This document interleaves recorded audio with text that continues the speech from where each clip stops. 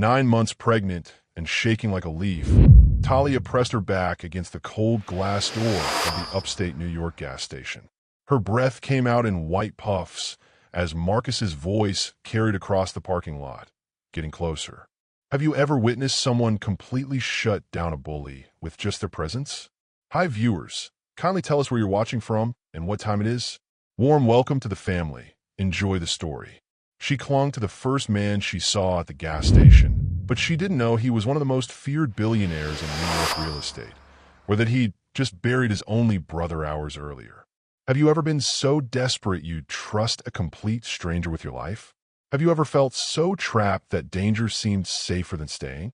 Tell me in the comments, because what happened next will make you question everything you think you know about first impressions. 9 months pregnant and shaking like a leaf, Talia pressed her back against the cold glass door of the upstate New York gas station. Her breath came out in white puffs as Marcus's voice carried across the parking lot, getting closer. The same voice that used to whisper sweet promises now barked orders at his campaign staff through his phone. Find her. She can't have gone far in this condition. Snow whipped against the windows like tiny bullets. Her swollen belly made running impossible, hiding even harder. Atlanta felt like another lifetime now. Warm nights, sweet tea, and the illusion of safety before everything fell apart. Before she discovered what Marcus really was behind his politician smile. The door chimed as someone entered. Expensive shoes clicked against wet tile. She looked up and saw him, tall, sharp-dressed, with eyes the color of winter storms. His face held the kind of hardness that came from making difficult decisions and living with the consequences. Logan Whitmore had just spent 3 hours watching them lower his baby brother in a frozen ground. David's funeral had been small, private, and hollow. 28 years old and dead from an overdose that still didn't make sense. The pain sat in his chest like broken glass, cutting deeper every time he breathed. He'd stop for gas because driving helped. Moving helped. Standing still meant remembering David's laugh, his dreams, his plans for a future that would never come. Then he saw her, pregnant, terrified, beautiful in a way that had nothing to do with makeup or designer clothes. Her dark skin glowed, even under the harsh store lights, but her eyes held the kind of fear that made his business instincts kick in. Someone was hunting her. Please, she whispered, reaching for him with trembling hands. I need you to pretend you know me. Marcus's shadow appeared in the doorway. Logan had dealt with men like this before. Politicians who believed their power made them untouchable. The kind who smiled for cameras while destroying lives in private. Without thinking, Logan's arms came around her. She fit against his chest like she belonged there, her belly pressing warm against his expensive coat. Her hair smelled like vanilla and rain. Her body shook, but not from cold. There you are, Logan said, his voice carrying the authority that had built his billion-dollar empire. I was worried when you didn't answer your phone. Marcus stepped inside, his campaign smile faltering as he took in Logan's presence. $2 shoes. Watch worth more than most people's cars. The kind of quiet confidence that came with having more money than some small countries. I'm sorry. I think there's been a misunderstanding, Marcus said, extending his hand with practiced charm. I'm Marcus Thompson, Georgia State Representative. This woman is my woman. Logan cut him off, not bothering to shake the offered hand. His thumb traced gentle circles on Talia's lower back, a gesture so natural it surprised him. And you're making her uncomfortable. The temperature in the small store seemed to drop 10 degrees. Marcus's eyes flicked between them, calculating, measuring, political instincts warring with personal obsession. Talia, we need to talk. Marcus tried again, his voice tight. About our situation. There is no situation, Logan said quietly. The same tone he used in boardrooms right before destroying someone's career. She's exactly where she wants to be. Marcus's jaw twitched. 3 months of searching, tracking, waiting. All destroyed by some rich boy playing hero. But this wasn't over. It would never be over. As Marcus retreated to his car, Logan felt Talia's grip loosen slightly. Her relief was physical, warming the space between them. But he didn't let go. Something about holding her felt like the first right thing he'd done since David died. Thank you, she breathed against his chest. After Marcus's car disappeared into the snowy night, Logan's protective facade should have dropped.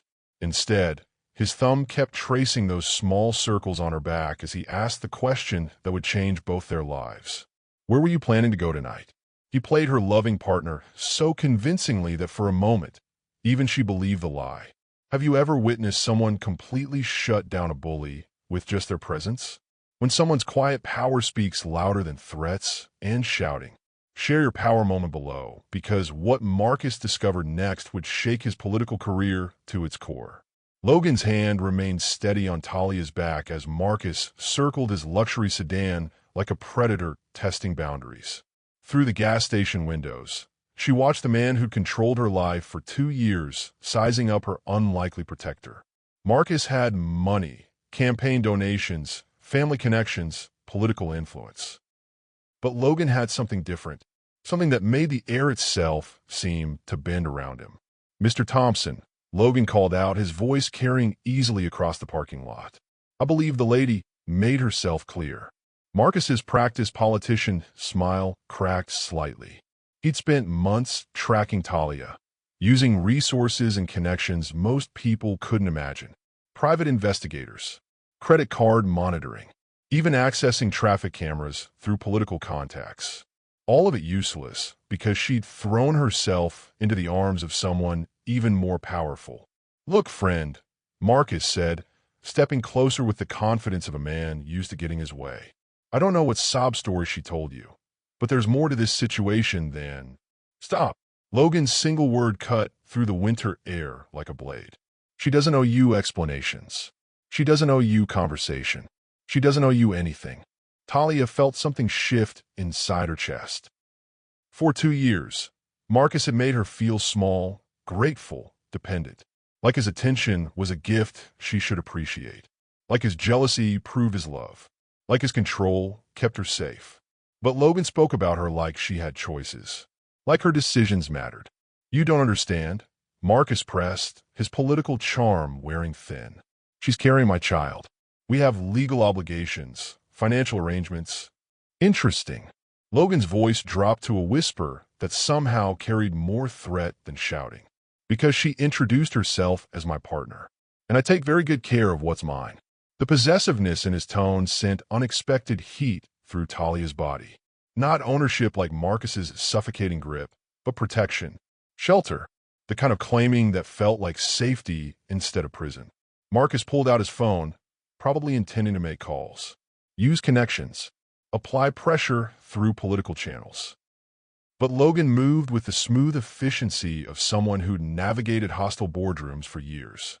"Before you make any calls," Logan said conversationally, "you should know I own the building your campaign headquarters lease."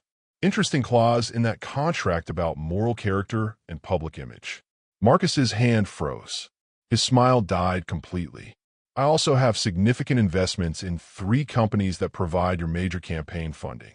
Ethical concerns about domestic harassment might affect those relationships." Now Marcus looked like a man watching his future crumble in real time. Politics ran on image, reputation, and relationships. Logan could destroy all 3 with a few phone calls. But it was Talia's voice that delivered the final blow.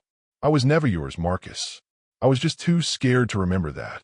Her words hung in the cold air like a declaration of independence. Logan's hand tightened slightly on her back, not possessive, but encouraging, supporting her strength instead of trying to replace it. Marcus stared at them for a long moment. The pregnant woman he'd hunted for months, now standing straight and speaking with confidence. The billionaire who'd appeared like some dark angel to block his path. "This isn't over," he said finally, but his voice lacked conviction. "Yes," Logan replied quietly, "it is." As Marcus's car pulled away, taillights disappearing into the snowy distance, Talia felt Logan's protection shift around her like armor. But when she looked up at his face, she saw something that made her breath catch. Not just anger at Marcus's behavior, not just protective instincts. Something deeper, more complicated, like he needed this as much as she did. "My penthouse is 20 minutes from here," he said, his thumb still tracing those gentle circles. You'll be safe there tonight. But safety, she was beginning to realize, might be the most dangerous thing she'd ever accepted. She expected a hotel room, not a penthouse that cost more than her entire neighborhood. When was the last time a stranger showed you more kindness than people who claim to love you? Have you ever walked into a world so different from yours that you forgot how to breathe? Tell me in the comments, because what happened next would change everything she thought she knew about rich men and cold hearts. The elevator climbed 43 floors in silence. Talia watched the numbers change, each one taking her further from the life she knew and deeper into a world that felt like another planet. Logan stood beside her, close enough that she could smell his cologne, something expensive and clean that probably cost more than her monthly rent. Her reflection in the polished steel doors showed the truth she'd been avoiding. Worn jeans stretched over her pregnant belly. Thrift store coat that had seen better years. Hair that hadn't seen a real salon since before Marcus started controlling every dollar she spent. She looked like exactly what she was, a woman running from her past with nothing but the life growing inside her. But Logan looked at her like she belonged here. The penthouse door opened to reveal windows that stretched from floor to ceiling, Manhattan spreading out below like a living postcard. The furniture probably cost more than she'd made in her entire career as a school counselor. Everything gleamed with the kind of perfection that money could buy and poverty could only dream about. "Are you hungry?" Logan asked, shrugging out his coat. Underneath, his black suit fit like it had been made for his body specifically. Which, knowing what she was learning about his wealth, it probably had been.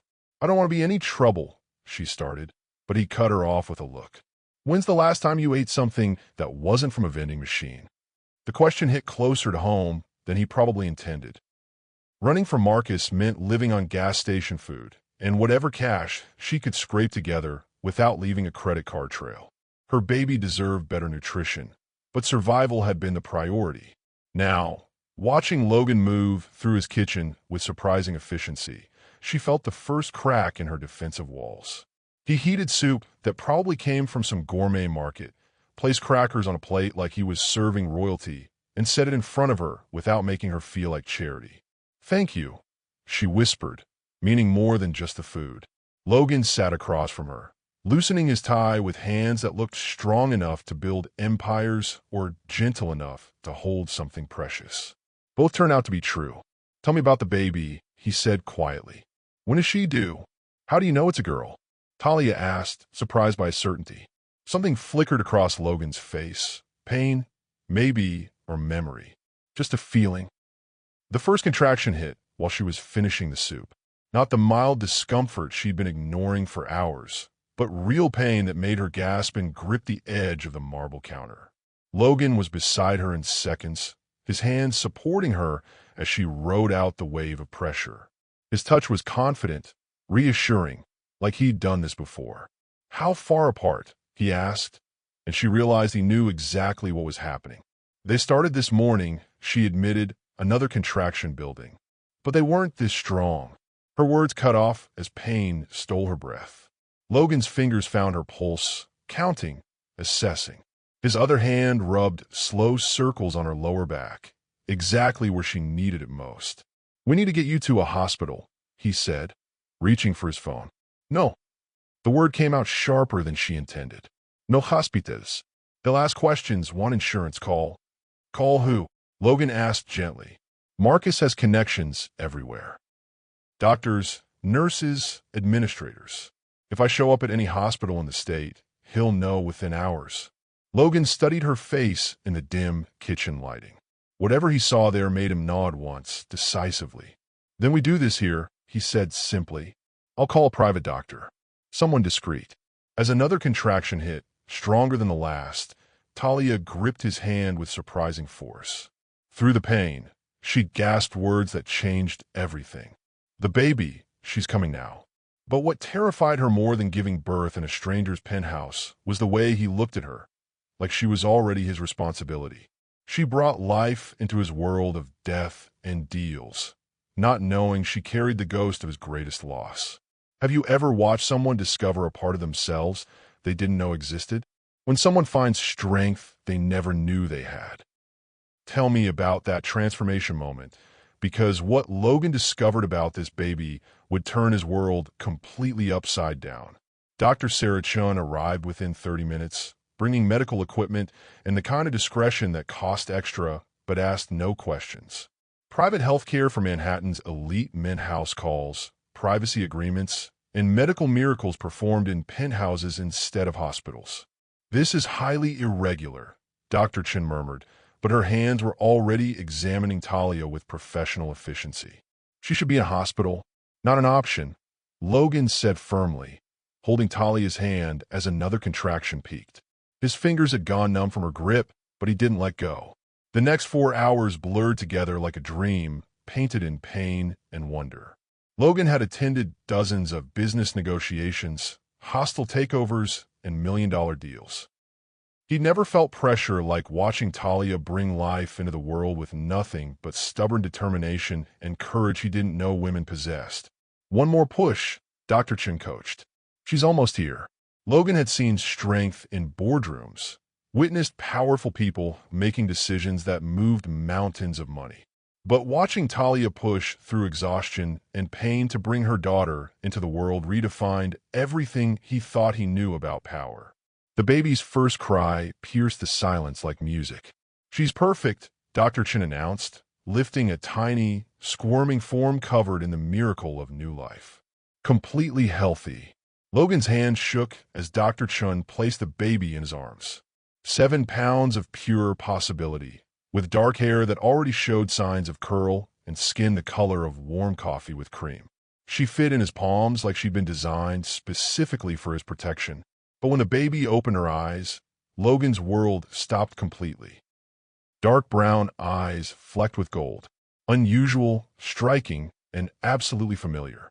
She has his eyes, Logan whispered, his voice breaking on words he'd never planned to say. Talia's exhausted face went white. Whose eyes? Logan couldn't answer immediately.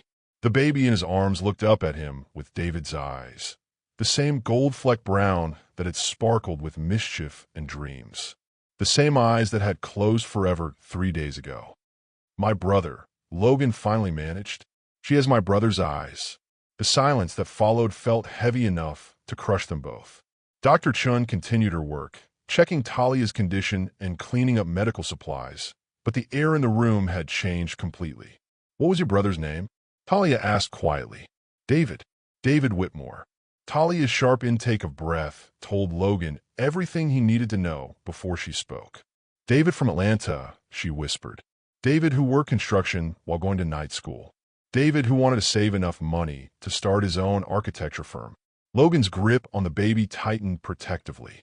David who died 3 days ago from an overdose that made no sense because he never used drugs. Tears slipped down Talia's cheeks. David who's going to marry me. David who knew about the baby, but died before I could tell him she was his.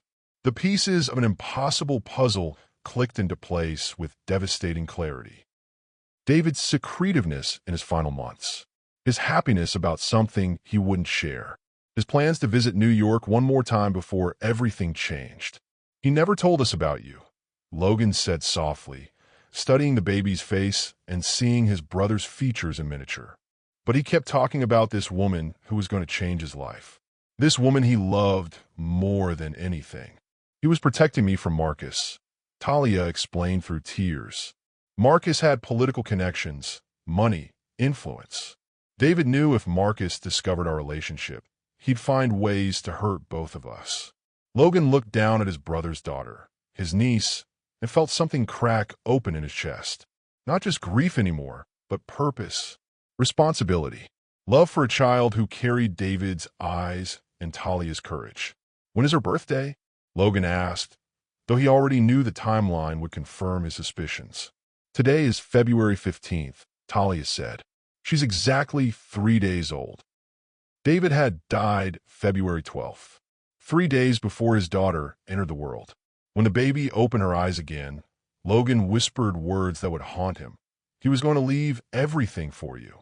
His trust fund, his family, his future, all for a life with you, and His voice broke as he looked at the perfect little girl who would never know her father's laugh. The man who saved her was connected to her past in ways that defied coincidence, or exposed a carefully laid trap. What would you do if you discovered the person helping you was connected to your biggest secret? Would you trust the connection or run from the complication? Share your thoughts, because what Talia learned next would make her question everything she thought she knew about that night at the gas station. Logan's wallet sat open on a coffee table, like evidence in a crime scene. The photo had fallen out when he'd reached for his credit card to pay Dr. Chen. David's smiling face frozen in time, his arm around a woman whose features made Logan's heart race and Talia's world crumble. Talia stared at herself in the picture, remembering that day with perfect clarity. David had insisted on taking photos during their weekend in Savannah, saying he wanted to remember every moment they spent together. He'd been talking about the future like it was guaranteed, making plans like they had all the time in the world. He kept this picture? Talia whispered, her voice barely audible over her daughter's soft breathing. Logan nodded, his own voice rough with emotion. In his wallet, right behind his driver's license. The first thing people would see if anything happened to him. The baby stirred in her arms, David's daughter seeking warmth and comfort from a mother who'd loved her father completely.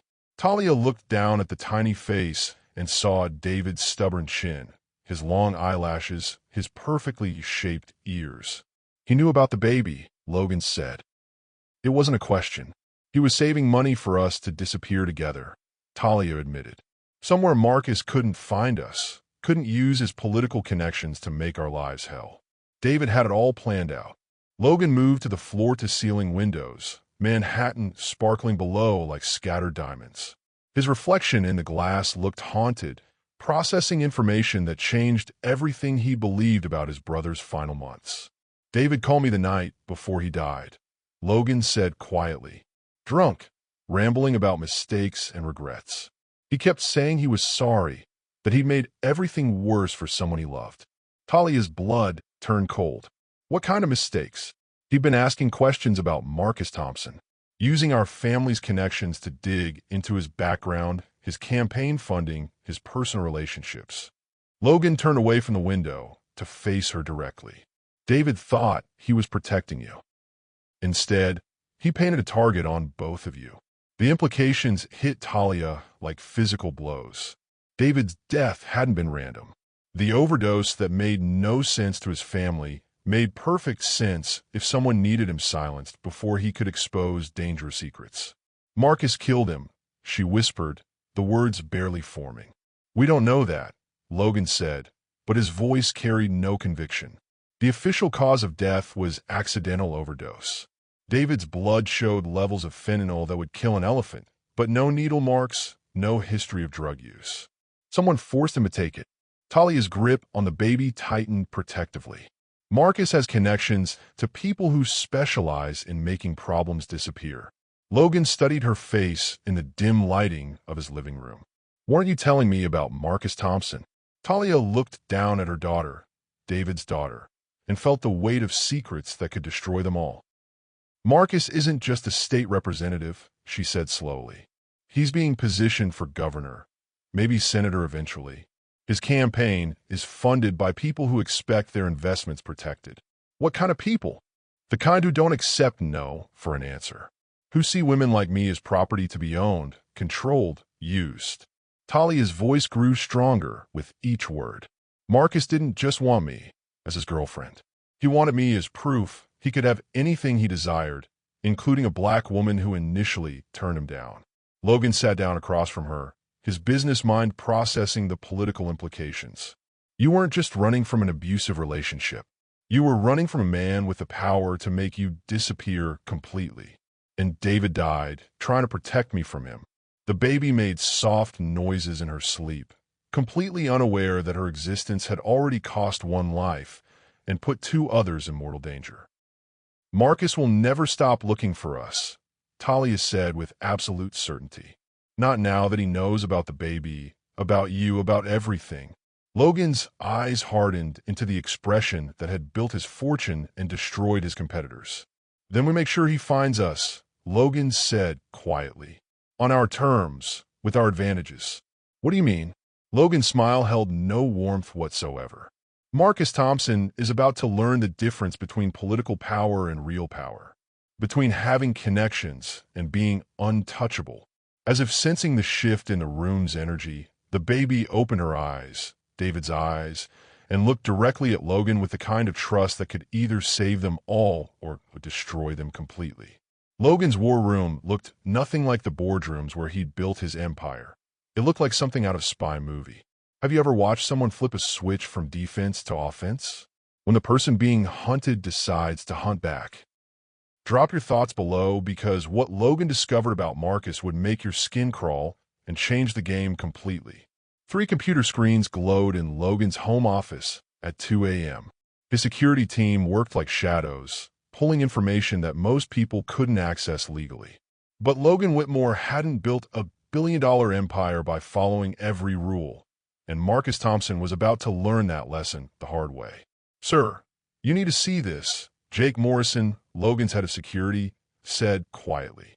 The former military man had seen combat in 3 countries, but his voice carried the kind of shock that only came from discovering true evil. The first file made Talia sick to her stomach. Photos of women, young, scared, mostly minorities, with dates and locations spanning 5 years. Marcus's private collection of conquests, each one documented like hunting trophies. There are 12 women, Jake reported, his voice steady but his hands shaking slightly. All of them disappeared from public life after their relationships with Thompson ended. No social media, no forwarding addresses, no trace. Logan's jaw tightened as he scrolled through the digital evidence. Disappeared or made to disappear? 3 are confirmed dead. Car accidents, apparent overdoses, 1 suspicious fire. The others, no one knows where they are. Talia clutched her sleeping daughter closer, remembering every time Marcus had smiled that politician smile, while his eyes promised consequences for disobedience. She'd been lucky to escape. These other women hadn't been. He has a type, she whispered, studying the photos. All young, all beautiful, all looking terrified in the later pictures. Educated women from working-class backgrounds. Women who couldn't fight back when he decided to collect them. Logan's fingers flew across the keyboard, connecting financial records to shell companies to campaign contributions. The money trail revealed a network that made his stomach turn. Human trafficking dressed up as campaign fundraising, political favors traded for access to vulnerable women. Marcus isn't just an abusive boyfriend, Logan said, his voice deadly quiet. He's running a supply chain, taking women, breaking them down, then selling them to his political allies who share his tastes. The baby stirred in Talia's arms, making soft sounds that reminded them both of David, of the man who died trying to expose this monster, of the investigation that had cost him his life. David got too close, Talia realized, pieces clicking together like a puzzle made of nightmares. He wasn't just asking questions about Marcus's political career. He was digging into the missing women. Logan pulled up David's phone record from his final week. Calls to women's shelters, domestic violence hotlines, private investigators specializing in missing persons cases. His little brother had been building a case that could destroy Marcus completely. That's why they killed him, Logan said, his voice breaking slightly. David wasn't just protecting you. He was trying to save all of them. Jake cleared his throat. Sir, there's more. Thompson's campaign manager, Richard Castell, has connections to Eastern European trafficking networks, the kind of people who make problems disappear permanently. Talia felt ice in her veins. She'd met Richard once at a campaign event, remembered his cold smile and the way his eyes had cataloged her like merchandise. Marcus had introduced him as his problem solver. How many more women are out there right now? She asked, though she wasn't sure she wanted the answer. Based on the financial patterns, at least 6 currently missing. Probably more we haven't found yet. Logan stood up from his desk, his decision made. Then we end this. Tonight. What are you talking about? Talia asked, fear creeping in her voice. Marcus thinks he's untouchable because he has political protection. But politics is just another business, and I've been destroying businesses longer than he's been destroying lives." Logan's phone buzzed with an encrypted message. His expression darkened as he read it. "Thompson's people found the gas station security footage," Jake reported. "They know you're with Logan now." 3 black SUVs just pulled up outside Thompson's campaign headquarters. Talia felt the world tilt sideways. "He's coming for us." "No," Logan corrected, checking his own phone for confirmation from his security team positioned around the building. "We're going to him." The baby opened her eyes, David's eyes, and looked up at Logan with that same trust that had defined her father. Trust that had gotten David killed and now threatened to destroy the only family she had left. "You can't take on someone like Marcus," Talia protested. "He has too many connections, too much protection. He has political power," Logan interrupted. "I have something better." "What's that?" Logan's smile was cold enough to freeze blood. "The kind of money that makes political power irrelevant, and absolutely nothing left to lose." As car headlights swept across the penthouse windows 43 floors below, Logan kissed his niece's forehead and whispered a promise that would change everything. "Uncle Logan is going to make the bad man go away. Forever." She thought money could buy safety, until she learned some enemies require blood payment instead of cash. When has someone's protection felt more dangerous than the thing they were protecting you from? Have you ever realized you traded one prison for another? Tell me in the comments, because what Talia discovered about Logan's methods would make her question everything she thought she knew about good and evil. The War Council met in Logan's private conference room at 3 a.m. while Talia slept with the baby in the master bedroom. 6 men who looked like they'd stepped out of action movies sat around a table that had hosted million-dollar deals and now planned something far more permanent. Vincent Caruso spoke first. Former FBI, current head of Logan's personal security. His voice carried the authority of someone who'd spent 20 years hunting monsters. "Thompson's got 4 safe houses across the state. Private security at each location, plus political protection that makes legal approaches complicated." Logan studied satellite photos of Marcus's properties like a general planning invasion. Each building represented another layer of protection built with money stolen from broken women and political favors traded like currency. "What about his schedule?" Logan asked. "Public appearances through next month. Always surrounded by campaign staff and private security. Getting close would require." "Getting close isn't the goal," Logan interrupted. "Destroying him is." Jake Morrison spread financial documents across the table like battle plans. Numbers that told stories of corruption, murder, and systematic destruction of human lives. His campaign funding flows through 12 shell companies, all of them connected to offshore accounts that trace back to human trafficking operations in 3 countries.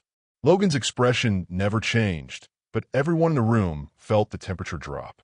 This was the face that had crushed competitors and built an empire on the ruins of other men's dreams. "How long to freeze all of it?" Logan asked. "With your connections?" 6 hours. But Thompson will know we're coming for him the moment his money stops flowing." "Good. I want him to know." Vincent leaned forward, his voice carrying 20 years of experience hunting predators. "Sir, with respect, this isn't a business takeover. Thompson has killed multiple people to protect his operation. He won't hesitate to kill you and the woman." Logan's smile held no warmth. "He's welcome to try." In the bedroom, Talia woke to her daughter's soft crying. The baby was hungry, searching for comfort in a world that had already proven itself dangerous. As Talia fed her, she caught fragments of conversation from the conference room. Words like elimination and permanent solution and make it look accidental. Ice formed in her stomach as she realized what Logan was planning. Not just exposing Marcus or destroying his career, something final. Something that would end the threat forever, but cost Logan his soul in the process. She wrapped the baby in David's old sweater that Logan had brought from his brother's apartment. The soft wool still carried traces of David's cologne, reminders of the man who died trying to protect them. The conference room fell silent when she appeared in the doorway holding her daughter. "You're planning to kill him," she said quietly. "Not a question." Logan's men looked uncomfortable, like children caught planning mischief. But Logan himself met her eyes directly. I'm planning to solve a problem that law enforcement can't or won't address. That makes you no better than him. No, Logan corrected, his voice harder than granite.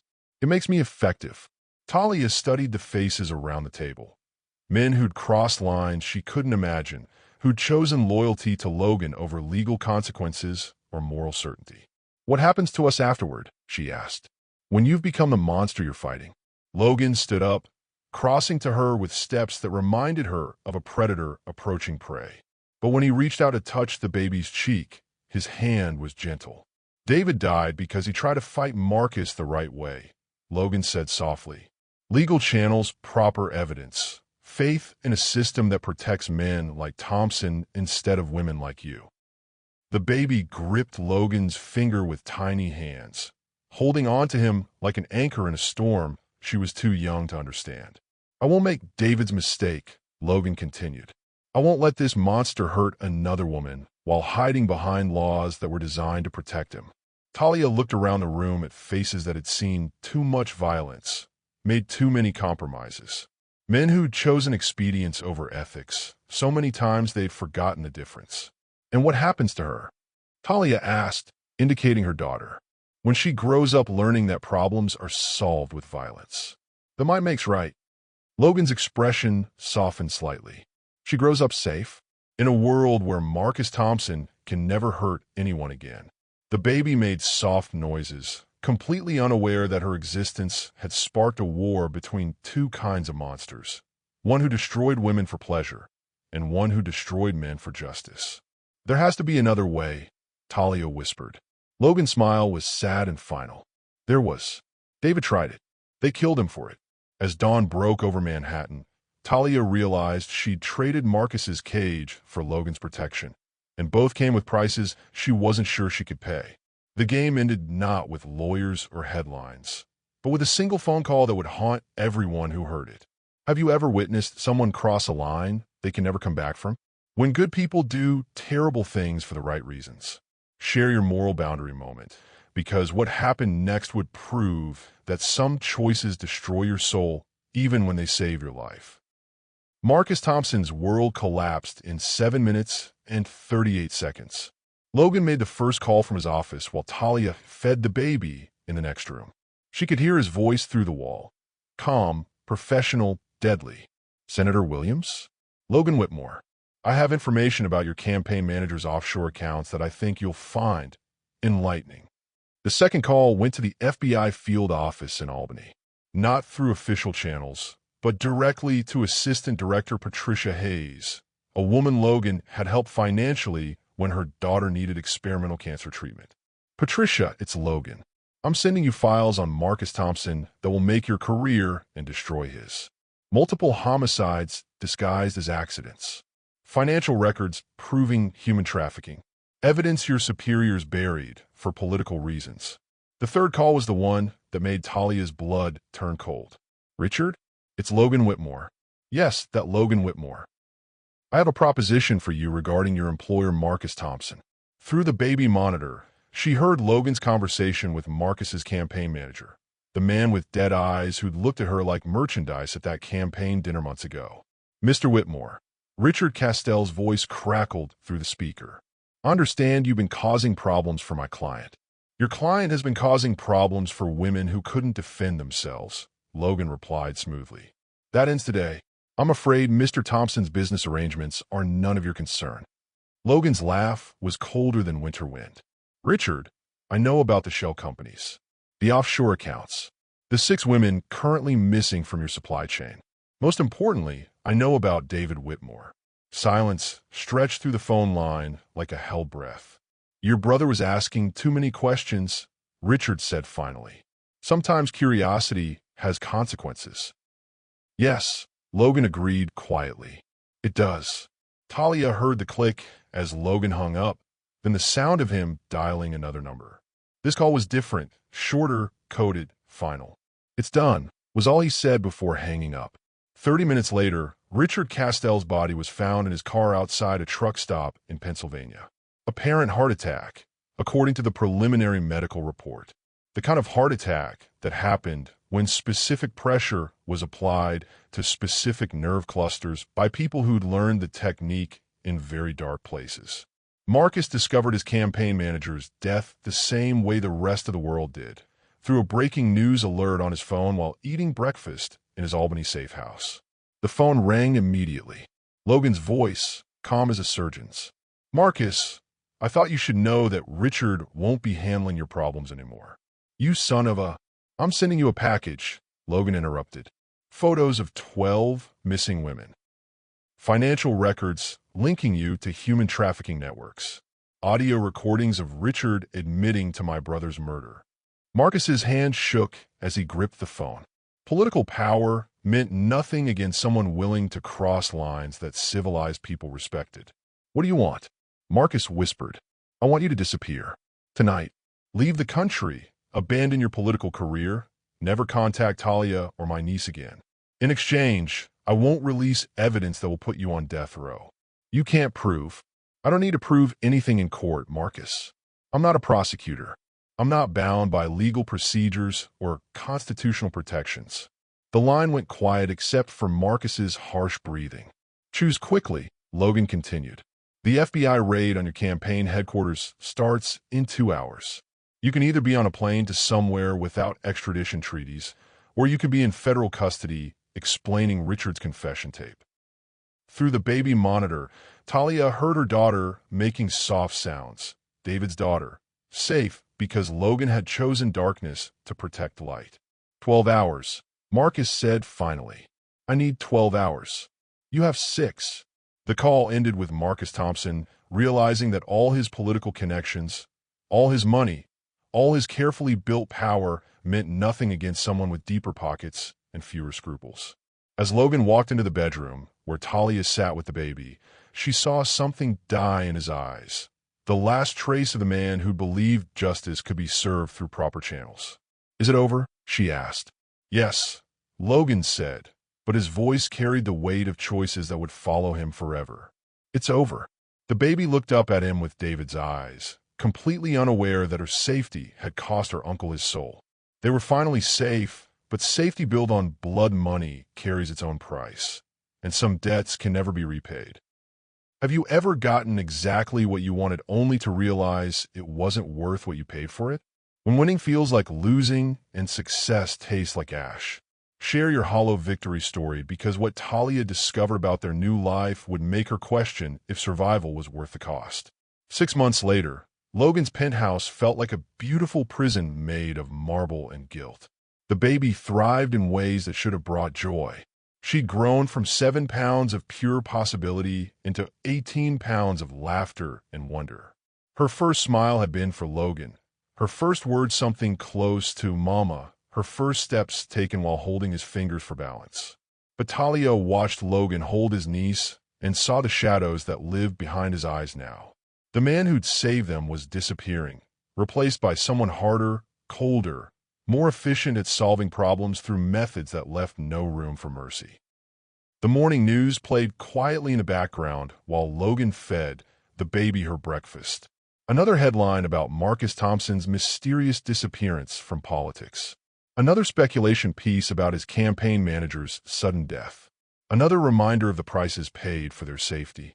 The FBI closed the investigation, Logan said without looking up from the baby's delighted face as she grabbed at her spoon. No evidence of foul play in Richard's death. Marcus's disappearance classified as voluntary abandonment of public office. Talia nodded, stirring her coffee with hands that still shook sometimes when she remembered that night. And the missing women? 5 found alive in various locations, being treated for trauma, given new identities, set up with enough money to rebuild their lives. Logan's voice carried satisfaction, but no joy. The 3 who were killed, their families finally have answers. Closure. It should have felt like victory. Justice served, evil punished, innocence protected. Instead, it felt like standing in the ruins of something that could never be repaired. The baby babbled happily, completely unaware that her existence had triggered a war that ended with her uncle becoming someone David wouldn't recognize.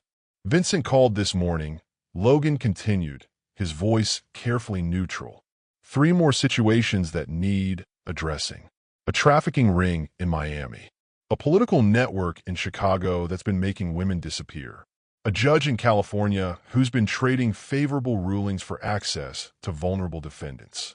Talia's stomach clenched. What did you tell him? That I'd handle it. She studied Logan's face as he wiped the baby's chin with gentle care. The same hands that had held their daughter during her first breath now carried the weight of decisions that destroyed lives, even when those lives deserved destruction. This is who you are now, Talia said quietly. The person who solves problems that law enforcement can't or won't touch. Logan looked up from the baby, meeting her eyes directly. This is who I've always been. I just had better reasons to hide it before. The truth of that statement settled between them like winter fog.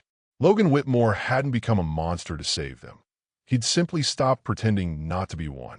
What happens when she's old enough to ask questions? Talia asked, indicating the baby who was currently trying to grab Logan's expensive watch with sticky fingers. When she wants to know why Uncle Logan is always on the phone with scary men. Why people are afraid of him. Logan's expression softened as he looked at his niece. She'll know that sometimes good people have to do terrible things to protect the innocent. That justice doesn't always come through courts and legal procedures. And if she decides she wants to be like you? The question hung in the air like smoke from a fire that couldn't be extinguished. Logan had saved them, protected them, given them safety and security beyond imagination.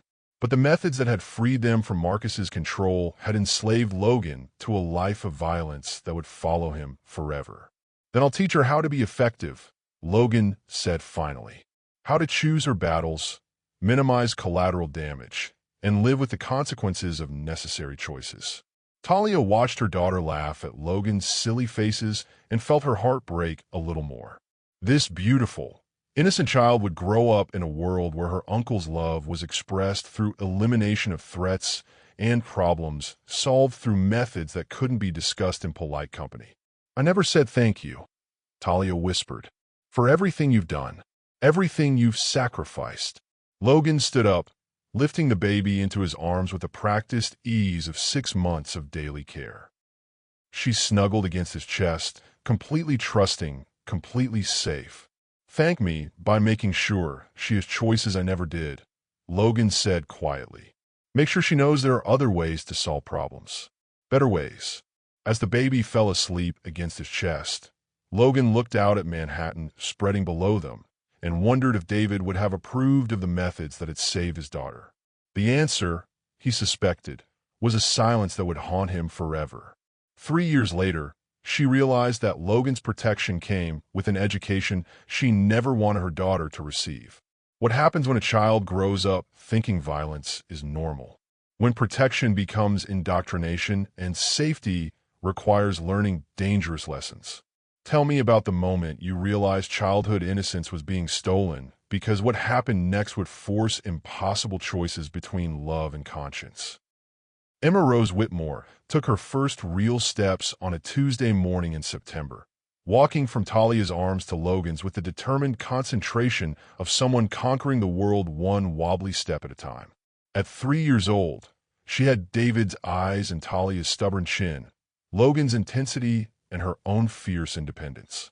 She spoke in complete sentences, solved puzzles designed for older children, and had never known a world where Uncle Logan couldn't fix any problem with a phone call and quiet conversation. Mama, why is Vincent always here? Emma asked during breakfast, pointing her tiny spoon toward the security chief who sat at the kitchen island reviewing reports that Talia had learned not to read. Vincent helps Uncle Logan with work, Talia answered carefully, the same response she'd given to dozens of similar questions over the past year. What kind of work makes people cry on the phone? The question hit like ice water. Emma was too young to understand the conversation she'd overheard, but old enough to recognize emotion, fear, desperation in the voices that called Logan at all hours. Logan looked up from his tablet where he'd been reviewing financial reports that would destroy 3 more men before lunch. Some people need help with very serious problems, sweetheart. Problems that make them scared. Like the monsters in my storybooks. Something like that. But monsters in Emma's storybooks were defeated by brave knights and clever princesses. The monsters Logan fought disappeared in ways that left no trace except relieved phone calls from grateful women who'd been given new identities and enough money to rebuild their shattered lives. That afternoon, while Emma napped, Talia found Logan in his office, talking quietly into his phone. She caught fragments, permanent solution, untraceable methods, makes it look like natural causes. When he hung up, Logan found her standing in the doorway with tears in her eyes. "She's starting to notice," Talia said without preamble. "The men who come here at strange hours. The calls that make you disappear for days. The way people are afraid of you, even when they're grateful." Logan saved his files and closed his laptop with movements that had become automatic over 3 years of running an organization that existed in shadows. "She's safe," he said simply. "That's what matters. She's learning that problems disappear when Uncle Logan makes phone calls. That scared people call our house begging for help. That violence is just another business transaction." Logan studied her face with the same intensity he brought to every negotiation. "Would you prefer she learn that sometimes good people suffer because no one is willing to cross lines to protect them?" The question struck home because Talia had lived that truth. Had spent 2 years being destroyed by Marcus Thompson because law enforcement couldn't or wouldn't stop him. Had watched David die because proper channels moved too slowly to save innocent lives. But watching Emma play with toys bought with money earned through methods that couldn't be discussed in polite company made her wonder if safety was worth the price they were paying. "I want her to have choices you never did," Talia said, echoing Logan's own words from months earlier. "I want her to believe in justice that doesn't require blood payment." Logan walked to the window, looking out at the city he'd helped clean through methods that would horrify most people and save thousands of lives. 3 years of work had dismantled trafficking networks, eliminated predators, and made the world marginally safer for women who couldn't protect themselves. "The world is full of Marcus Thompsons," Logan said quietly. "Men who use power to destroy innocence, who hide behind laws and connections and public respectability while they feed on suffering." Emma's laughter carried from the nursery, where she was waking up from her nap, completely unaware that her safety had been purchased with choices that would haunt the adults in her life forever. "She doesn't have to know the details," Logan continued. "But she needs to understand that sometimes protecting innocent people requires crossing lines that nice people won't cross. And if she decides she wants to cross those lines herself someday." Logan's reflection in the window showed a man who'd traded his soul for his family's safety and considered it a bargain well made. "Then I'll teach her how to do it efficiently, with minimal collateral damage, and how to live with the consequences." As Emma called for them from her room, her voice bright with love and trust, Talia realized they'd saved her from Marcus Thompson only to raise her in Logan's shadow, and some shadows never fade. The princess was safe in her tower, but the dragon guarding her carried the faces of everyone he'd destroyed in her name. 7 years after that snowy night at the gas station, the past came knocking on their door in the form of a little girl's innocent question. Have you ever tried to outrun your past only to find it waiting for you at home? When the life you built on secrets starts cracking and the truth demands to be told. Share your moment of reckoning, because what Emma discovered would shatter the careful world Logan and Talia had built around her. Emma was 10 years old when she found the photograph hidden in Logan's desk drawer. She'd been looking for scissors to finish a school project about family trees when her small fingers discovered the envelope tucked behind financial documents and business contracts. The picture inside showed a man who looked exactly like her reflection in the mirror.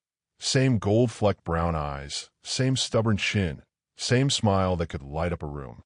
"Mama," Emma called from Logan's office, her voice carrying the kind of confusion that meant trouble. "Who is this man who looks like me?" Talia's coffee cup shattered against the kitchen floor as she rushed to find her daughter, holding the one photograph Logan had kept of David, the brother he'd loved, the father Emma had never known existed. "Sweetheart, put that back where you found it," Talia said carefully, her voice steady despite the panic racing through her chest. "But he has my eyes," Emma insisted, studying the picture with the intensity she'd inherited from Logan. And look, we have the same nose, the same everything. Is this my daddy? The question hung in the air like smoke from a fire that had been burning for 10 years. Logan appeared in the doorway, his face going pale as he saw what Emma held in her small hands. "We need to talk," he said quietly, and Emma knew from his tone that her world was about to change completely. They sat in the living room where Emma had taken her first steps, where she'd opened Christmas presents, where she believed her life was exactly what it appeared to be. Now, surrounded by the luxury that Logan's choices had provided, she learned that everything she thought she knew was built on secrets. "His name was David," Logan began, his voice carrying 10 years of grief that he'd never let show before. "He was my little brother, and he was your father." Emma's world tilted sideways. She'd always known Logan wasn't her real father, but she'd never questioned why she had no memories of the man who'd given her life. In her mind, Logan had always been enough: protector, provider, the person who kissed scraped knees and read bedtime stories. "Where is he?" Emma asked, though something in Logan's expression told her she didn't want the answer. "He died before you were born," Talia said softly, sitting beside her daughter on the couch where they'd shared countless quiet moments. "He loved you very much, even though he never got to meet you." "How did he die?" The adults exchanged looks that carried the weight of choices made in darkness, of justice served outside the law, of prices paid in blood and silence. "Bad people hurt him," Logan said finally. "The same bad people who were trying to hurt your mother when she was pregnant with you." Emma's mind worked with the sharp intelligence that had always impressed her teachers and occasionally worried her family. She'd grown up hearing fragments of conversations, seeing men with hard faces come and go from their home, watching Logan solve problems with phone calls that made people disappear. "You killed them," she said simply, not question. Logan met her eyes directly, the same way he'd faced every difficult decision in his life. "Yes." "Good," Emma said, surprising both adults with the quiet satisfaction in her voice. "They deserved it for hurting my daddy." Talia felt ice form in her stomach. This was the moment she'd feared for 10 years. Watching her daughter accept violence as justice, seeing Logan's methods pass to the next generation like a family curse. "Emma, it's not that simple," Talia began. "Yes, it is," Emma interrupted, still studying David's photograph. "Uncle Logan protected us. He made sure the monsters couldn't hurt anyone else. That's what good people do when the law can't help." Logan saw his own philosophy reflected in his niece's young face and felt pride war with horror in his chest. She understood the necessity of his choices, but understanding and acceptance were different things entirely. "Your father tried to save people the right way," Logan said carefully. "Through proper channels, legal procedures. It got him killed. Then the right way doesn't work." Emma concluded with the brutal logic of childhood. Sometimes you have to be the monster to stop the monsters. As Emma hugged David's photograph to her chest, Talia realized they'd raised a child who saw the world exactly as Logan did. A place where justice required crossing lines that decent people wouldn't cross, where protecting innocence sometimes meant destroying guilt without mercy. The little girl who'd once believed in fairy tale endings now understood that real life required darker solutions, and she was perfectly comfortable with that reality. She thought she could protect her daughter from Logan's world, until she discovered Emma had been learning its lessons all along.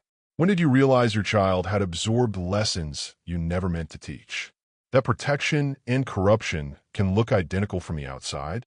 Tell me about that moment of horror, because what Talia found in Emma's room would prove that some shadows grow deeper with time. The notebook was hidden under Emma's mattress like teenage secrets, but the contents were far more disturbing than typical adolescent rebellion. Talia had been changing sheets when her fingers found the leather-bound journal filled with her daughter's careful handwriting. What she read made her blood run cold, and her heart break into pieces she wasn't sure could be mended.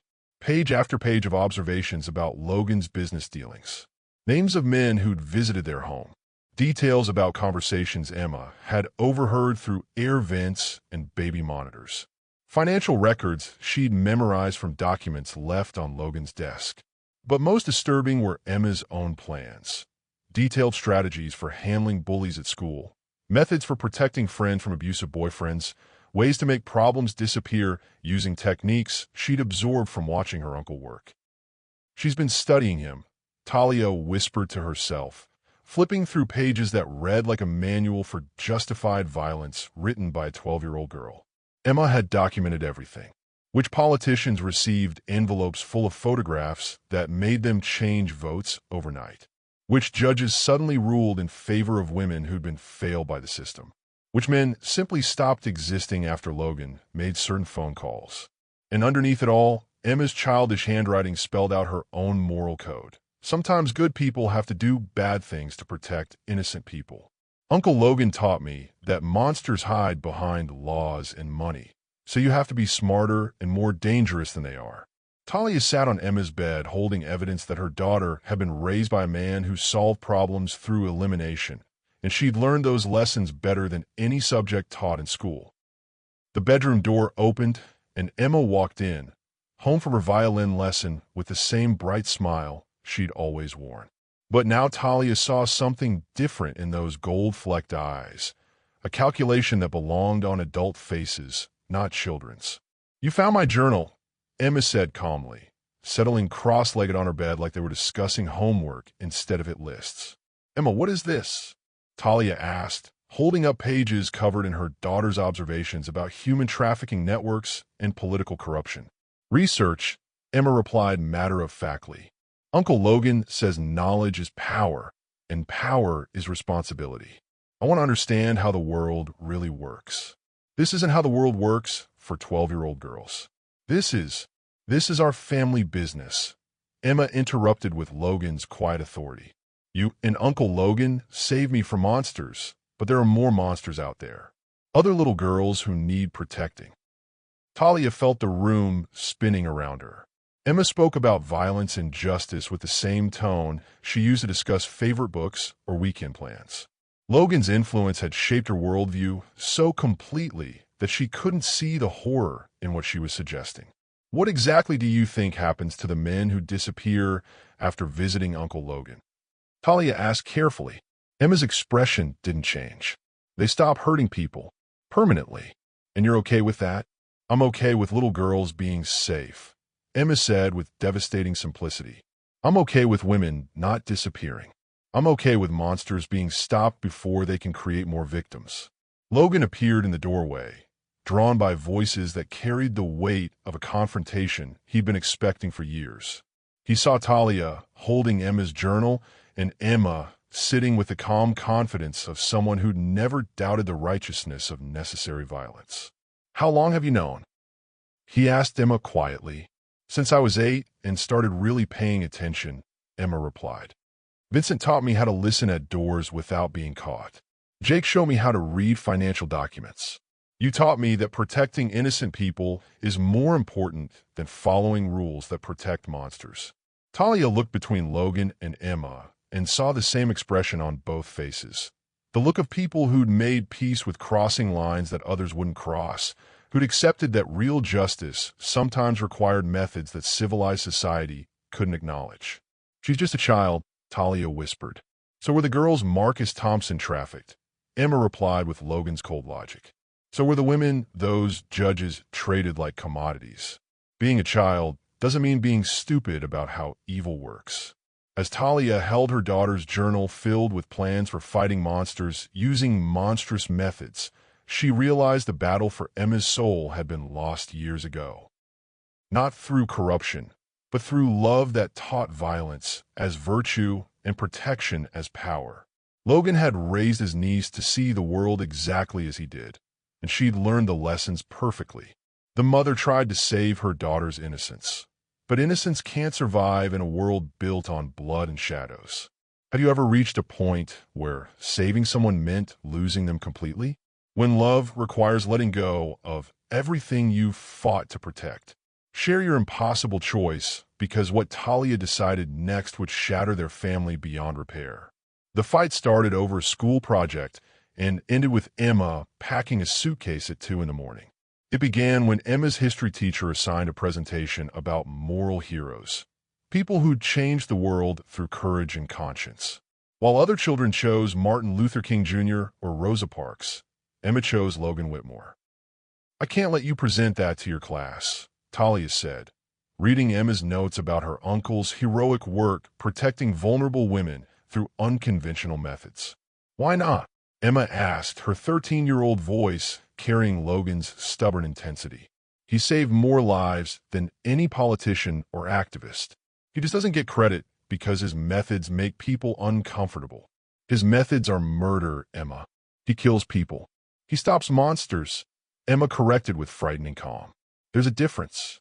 The argument escalated through dinner, with Logan trying to mediate between the two most important people in his life. But Talia had reached her breaking point. Years of watching her daughter absorb lessons about justified violence, seeing Emma's moral compass point toward darkness, realizing that love had created a monster disguised as protection. "I won't let you turn her into you," Talia finally said to Logan while Emma listened from the hallway.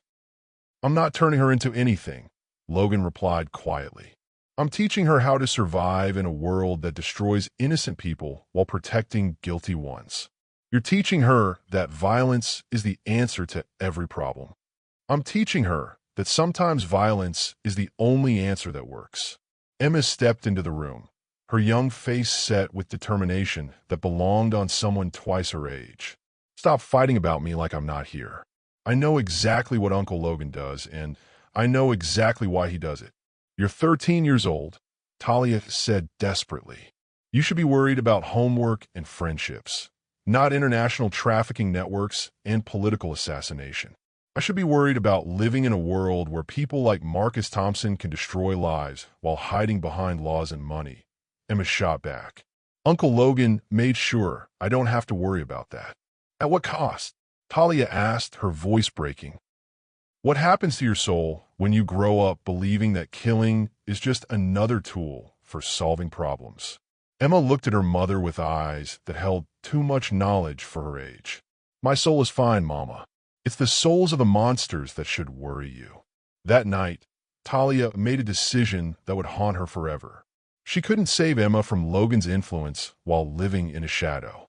She couldn't protect her daughter's innocence while surrounded by the luxury that blood money had bought. "We're leaving," she told Emma, standing in her daughter's bedroom with plane tickets to Los Angeles. "Tonight." Emma looked up from her homework, a report about human trafficking that no 13-year-old should understand as thoroughly as she did. "I'm not going." "Yes, you are. I'm your mother, and I'm getting you away from this before it completely destroys who you're supposed to be."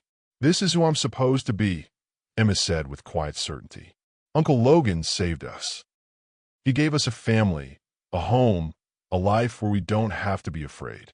And you want to run away from that because you're uncomfortable with the methods. I want to give you a chance to be a normal child. Normal children don't have fathers who died trying to expose human trafficking networks," Emma replied with devastating logic. "Normal children don't have mothers who were hunted by political monsters. We were never going to be normal, Mama." Logan appeared in the doorway, drawn by voices that carried the weight of his family falling apart. He saw Talia holding plane tickets and Emma sitting with a stubborn defiance that meant she'd already made her choice. "Don't make her choose," Logan said quietly. "She already has," Talia whispered, looking at her daughter who'd chosen darkness over innocence, protection over childhood, Logan's world over her mother's dreams. As Talia walked out into the Manhattan night with nothing but a suitcase and broken heart, Emma stayed with the man who'd taught her that love sometimes required terrible choices, and she just made one that would define the rest of her life. Behind them, Logan held his 13-year-old niece as she cried for the mother who couldn't accept the woman she was becoming.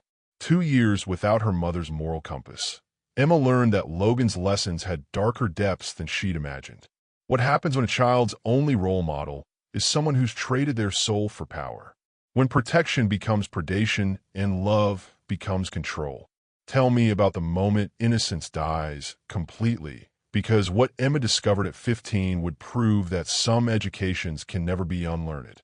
Emma was 15 when Logan took her to her first business meeting in the back room of a restaurant that didn't appear on any city maps. Today you learn how the real world operates, Logan said as they walked through a kitchen where the staff looked away and pretended not to see them. No more books, no more theory. Today you see what it actually takes to protect innocent people. The man tied to the chair in the windowless room had once been handsome. Now, his face showed the kind of damage that came from asking questions about things powerful people wanted kept secret. Blood dripped from his nose onto expensive shoes that would never be worn again. "Meet Senator Morrison," Logan said conversationally. "He's been trafficking teenage girls through his youth outreach programs. Very civic-minded way to shop for victims." Emma studied the senator with the clinical interest Logan had taught her to apply to problems requiring permanent solutions. She felt no pity, no revulsion, no doubt. This man destroyed children for pleasure. He'd forfeited any claim to mercy or human consideration. "What's the evidence?" Emma asked, her voice steady despite witnessing her first live interrogation.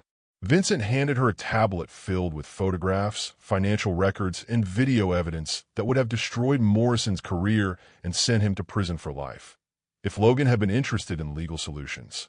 12 girls in 3 years, Logan explained while Morrison whimpered through his gag.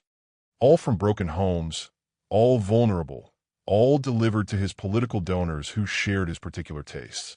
Emma scrolled through files that detailed systematic abuse hidden behind charity work and political influence. Each photograph of a terrified child strengthened her resolve and confirmed everything Logan had taught her about monsters hiding in plain sight.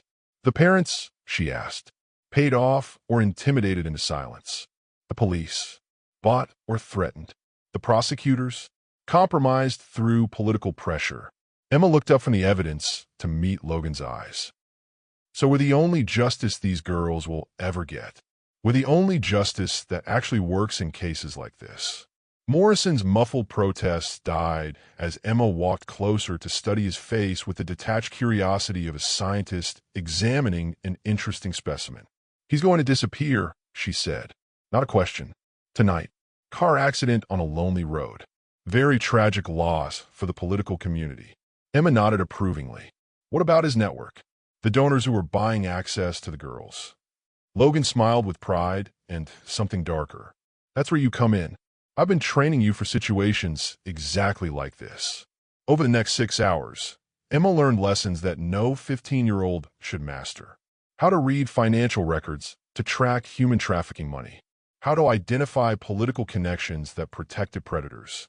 How to plan accidents that looked completely natural to investigating authorities. But most importantly, she learned how to feel nothing while watching monsters die. Senator Morrison's car accident made headline news for exactly 1 day before being buried under more pressing political stories. His trafficking network collapsed within a week as donors and conspirators discovered that their protection had died with him. Emma watched the coverage from Logan's penthouse, eating breakfast while news anchors discussed the tragic loss of a dedicated public servant. She felt satisfaction, but no guilt, pride, but no doubt. "How do you feel?" Logan asked, studying her reaction to her first active participation in permanent problem-solving. "Like we saved 12 girls from lives of torture and degradation," Emma replied calmly. "Like we stopped monsters who would have created dozens more victims." "Any regrets?" Emma looked at Logan with eyes that held no trace of the innocent child who'd once believed in fairy tale endings. "Only that it took this long to start my real education." That night, Emma sat in her room, updating her journal with new entries about effective interrogation techniques and untraceable elimination methods. She wrote about the satisfaction of watching justice served outside legal channels that protected predators instead of victims. At 15, Emma Whitmore had become exactly what Logan had raised her to be. Someone capable of crossing any line necessary to protect innocent people from monsters who hid behind laws, money, and political influence.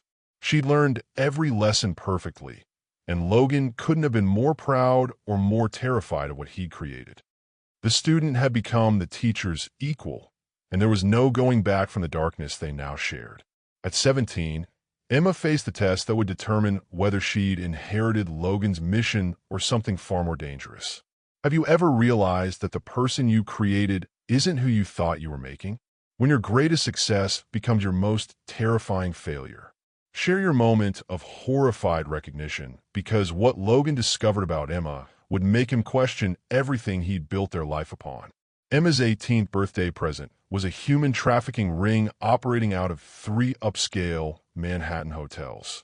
"Consider your graduation exam," Logan said, handing her files that represented 2 years of investigation into a network that supplied wealthy clients with vulnerable young women from across the globe. Emma spread the documents across Logan's conference table with the methodical precision he'd taught her. Financial records showing money flow from Eastern European sources to American buyers. Photographs of women who'd arrived as hopeful immigrants and disappeared into lives of systematic abuse. Political connections that protected the operation through strategic bribes and blackmail. 43 women currently being held, Emma summarized after 3 hours of analysis. 7 facilitators, including 2 city councilmen and a federal judge. Estimated annual revenue of $12 million. Logan nodded approvingly. Your assessment? Complete dismantlement. Network elimination. Permanent solutions for all facilitators. Timeline: 2 weeks for the network. The facilitators. Emma smiled with an expression that made Logan's blood run cold. Tonight. This was the moment Logan realized he'd created something that surpassed his own capacity for necessary violence. Emma approached the problem with efficiency that impressed him and coldness that terrified him. She'd learned his lessons too well. The first facilitator died in his penthouse apartment while entertaining a client half his age. Heart attack brought on by a substance Emma had learned to synthesize from chemistry knowledge that should have been used for college applications, not assassination. The second was found dead in his car outside a restaurant where he'd been negotiating the purchase of 3 teenage sisters from Romania.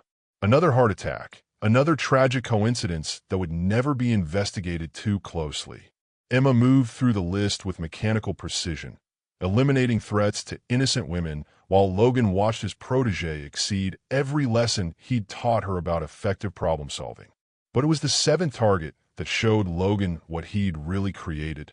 Judge Patricia Walsh had been taking bribes to dismiss trafficking cases and intimidate victims who tried to testify. She deserved everything Emma planned for her.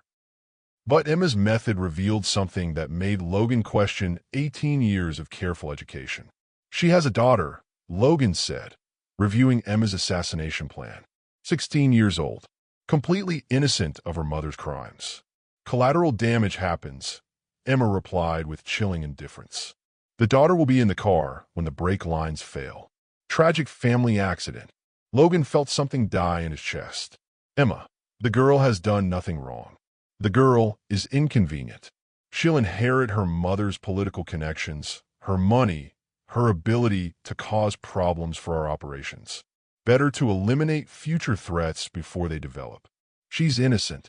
Emma looked at her uncle with eyes that held no warmth, no doubt, no trace of the child who'd once believed he could solve any problem with enough determination and resources.